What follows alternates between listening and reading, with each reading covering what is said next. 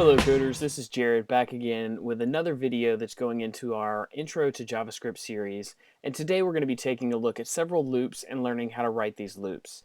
The loops that we're going to take a look at today are the do while loop, the for loop, the for in loop, the for of loop, and the while loop. Okay, we're going to be covering the switch statement in another video entirely. The switch statement is another example of a loop, but there's a lot more that goes into switch statements, and that really is used more for objects or properties, things like that. So we're going to cover that in another video. Okay, so let's start with the do while statement. This statement will execute some code once, then check a condition and repeat if the condition has not been met. So let's take a look at a basic do while loop. Okay, let's create a variable x and set it equal to 0. Okay, so what we want to do here is we're going to write out the value of x while x is less than 10. So in order to do this, what we need to do is create our do keyword and then open up our curly braces, and we're going to do document.write x. And we also need to increase the value of x each iteration. So I'm going to put that in there as well, inside the curly braces as well. And then after the curly braces, we're going to say while x is less than 10. Okay, and that's really all that goes into a do while loop. You can make these a lot more complicated if you want. We're just doing some basic examples here. So let's go over the code really quickly before we look at the output. So essentially all we're doing is we're creating a variable, then we're saying do these statements while x is less than 10. So what do you think the output from this do while loop is going to be? If you said 0 through 9 will be printed out, then you're exactly right. 0 all the way to 9. 10 is not included in this because we're only printing out x while x is less than 10. If we were to change the statement to while x is less than or equal to 10, then 10 would be printed out as well. Wait for it to refresh here. There we go. So the other thing that I really want to point out with this loop, and really all the loops, and this is a really, really important point, is that we have to make sure that we increase the value of the variable that we're testing against every single time. So we're testing against this x variable, and we want to increase it each time the loop iterates. This is important because if we don't do this, then we end up with what's called an infinite loop, and that is really, really bad for computation. So essentially what will happen is if I take out this statement x++, then this statement will continue to run forever, just printing out zeros. And essentially that can crash a program. If I were to do it right now in CodePen, the page would freeze up. If you were doing it in another application and you ran it, then it would undoubtedly crash because it's going to take up a ton of your memory, and it's really, really bad. So you guys really have to make sure that you do this every time. You kind of have to be a little careful with CodePen because you never really know when it's going to refresh. And if it refreshes before you get this statement in, then it will start executing and you could end up with an infinite loop on accident. Okay, so that's going to do it for the do while statement or loop. So the next thing we're going to do is we're going to take a look at the for loop. This loop is used a lot, so it is really useful to know. And the for loop takes in several parameters, which most of the other loops only take in a condition, maybe 1 or 2 parameters. This one takes in 3 parameters, and it's really good to know what each parameter is. So the first parameter, which is going to be called an initialization parameter. The second parameter is the test parameter, and the last parameter is the increment parameter. Okay, so let's go ahead and write one of these out so you guys can see what I'm really talking about here. What I'm going to do is I'm going to say for var x is equal to 0, x is less than or equal to 10, x plus plus. Okay, then I'm going to open up my curly braces and just do document.write x.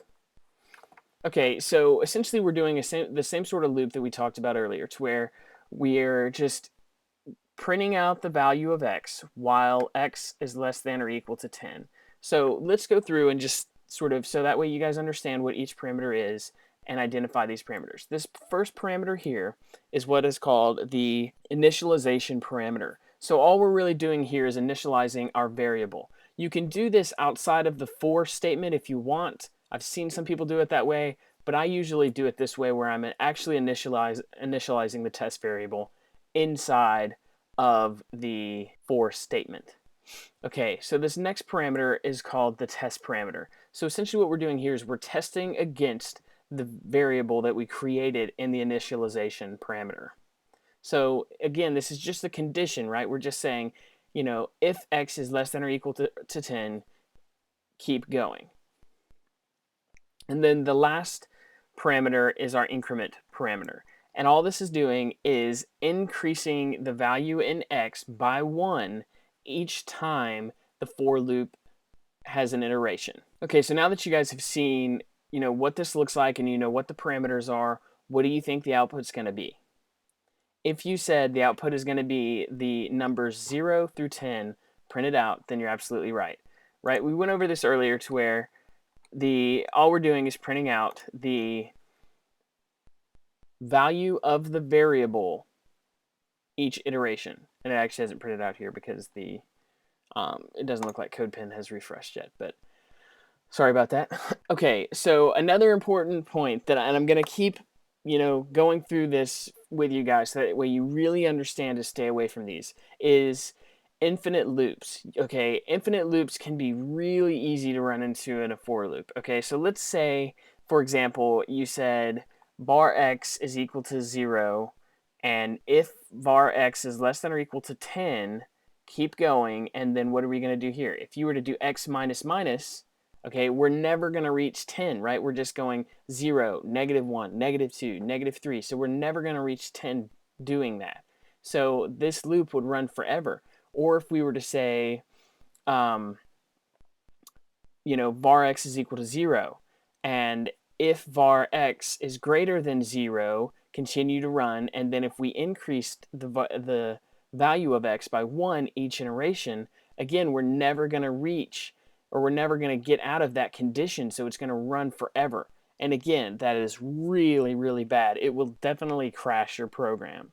Okay, guys, enough preaching on infinite loops. Let's move on to the next loop, which is going to be the for in loop.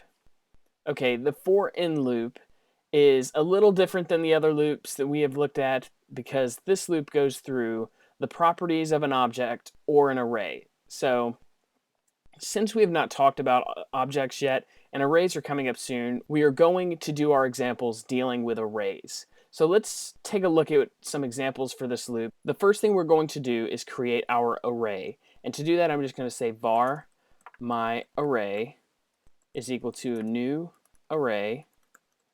And then I'm just going to say this is fun! Exclamation point.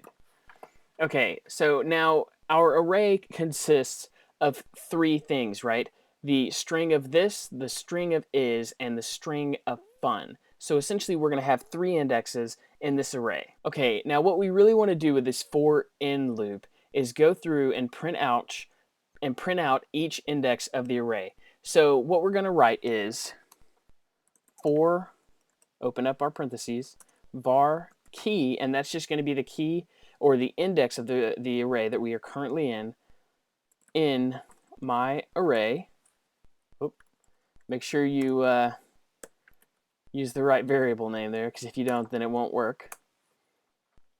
So again, for var key in my array, open up our curly braces. We're going to document.write key. Okay, so what do you guys think is going to be output with this? Well, this statement is currently just going to output the index that we are currently on. So let's see if CodePen is refreshed. It has. So essentially what we're getting output here is 0, 1, and 2. And that's because we're not printing out the actual contents of the index. We're just printing out the index number that we are currently on. So this is a really easy fix though. to fix this, all we have to do is inside of our document.write, we can write my array and then open up the square brackets, close the square brackets around key. And now what we should have printed out is this is fun. Right? We got what we were looking for there. But that still doesn't look very nice, right? It's all one statement. It's, you know, not very well put together. So what we're going to do here is we're going to use the concatenation operator and then just do an empty space there, an empty string, you know, with a space. And now what we should have is this space is space fun. Okay, that's pretty easy to use. You can definitely use these in the future. I guarantee you if you do a lot of work with arrays, you're going to do for-in loops or for loops. For-ins are really easy to write. Once we get into properties, I'll show you guys how to use these with properties and things like that. But they're a lot of fun and can do a lot of work for you really simply. Okay, so the next statement that we're going to take a look at is the for of statement. And the for of statement works a lot like the for in statement, except that we can write these a little differently. So let's write one of these guys out really quickly so you guys can see what's going on. Okay, so I'm going to keep most of the array I already have. And I'm just going to change around some of the values so that you guys can see a little bit of different output.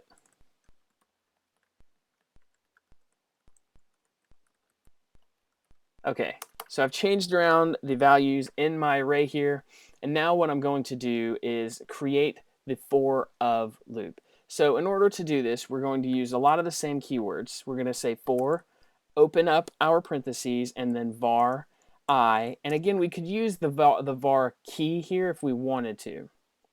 And then we could say of my array, okay, and then open up our curly braces. And all we're going to do here is write out document dot write I plus space. Whoop, sorry about that. Whoop, kind of losing control of my fingers there. Okay, so again, really simple to use. A lot like the for in loop. If you guys want to know some more differences with this, definitely let me know, and I can show you some of these differences in another video. Just add a comment, but let's look at the output for this really quickly. So again, it's just sort of the same output that we had earlier. Again, these loops are really, really similar. I just wanted you guys to know that this one exists in addition to the for in. There are some differences, so again, if you guys want to see more on this, just let us know. Okay, so I did want to point out one more thing with this array, and this goes for the for in array as well. Essentially, what all this is going to do is going to iterate, and each iteration, I'm just going to write this out. So you guys have probably got that by now, but I just wanted to sort of point it out. So essentially, this for of loop is going to iterate for as long as it can until it reaches the end of this array. So what does that mean? You know, essentially this array has 3 items inside of it. So this loop will iterate 3 times, right? Pretty simple stuff. So the last loop we're going to take a look at is the while loop. And the while loop is really simple. Essentially all this loop does is complete a statement or statements while a condition is true. For those of you who have watched some of Darren's videos, then you have seen several while loops in the C# language. He uses those to simulate gameplay. So essentially all you have to do is say, while true, the program runs. So the program can run forever. And we kind of want that for a game, right? You know, you don't really want your game to just end all of a sudden. So, you know, a while loop that's always running is you know, pretty useful for some things. But for JavaScript, we may not always want that. You know, we may want it for like an image slider, you know, while, you know, you haven't reached the end of the slider, then we essentially just want to keep going through the images.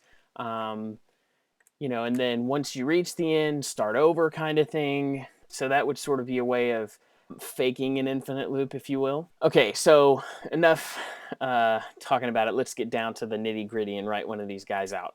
Okay, so we don't really need our array anymore. What we're going to do here instead is we're going to create a new variable and call this variable z and set it equal to 0. So you may have noticed that I'm writing this variable out outside of the loop, which is a little bit different than we've done in some of the earlier loops.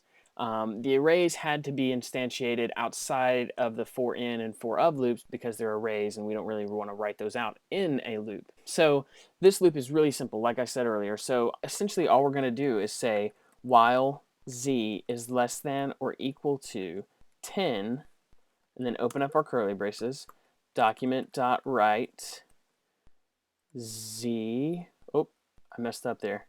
That's okay, I'll go back and fix that. Z++, right? So I need to change this variable out. And that's okay because if CodePen had refreshed while I was writing that out, then I would have ended up in an infinite loop. But so now that I've changed that out, everything will run fine. Okay, so what we're doing here is we've got a variable z that's 0, and we're saying while z is less than or equal to 10, write out the value of z. And then I'm increasing the value of z after our written statement. Okay, so let's see what the output for this is. Okay, again, the output is just 0 through 10 like we wrote out earlier. So I want to change this up again and show you guys something a little bit different here, just to see if you guys may, catch this or not. So now what I'm going to do is I'm going to say while z is less than or equal to 10, increase the value in z, and then write out the value of z. So what do you guys think is going to be the output now? Okay, this is a little tricky, right? Because you have to understand how the program is going to flow, right? Like what's going to occur before something else. Okay, if you said the values 1 through 11 will be printed out, then you're absolutely right. So the question here is, why is this happening, right? Why did the value output change? Okay, this is occurring because we're saying while z is less than or equal to 10, increase the value of z, and then document.write z. Okay, so essentially all that is occurring is we're just increasing the value before printing it. If you only wanted the values 1 through 10 printed out, then you definitely need to put z underneath the document.write. But again, it's just program flow. Once you guys get into writing these a little more often for yourselves, then you'll definitely be okay with writing these. Okay, last time I'm going to mention this, guys, but it is essential that you increase the value of z here, because if you don't, guess what? You're going to end up with another infinite loop, and that, again, is really, really bad for your programs. It's going to kill any program you write. I guarantee you, if you have an infinite loop in there, then it's going to destroy it. Okay, guys, I really hope this helped with your understanding of loops and how to use them. If you would like more information on which loops to use for specific circumstances, then we can make a video tailored to that. Just send us a comment with a request, and we can definitely get around to doing that for you guys. As always, thanks for watching, and this has been a Renaissance Coders tutorial.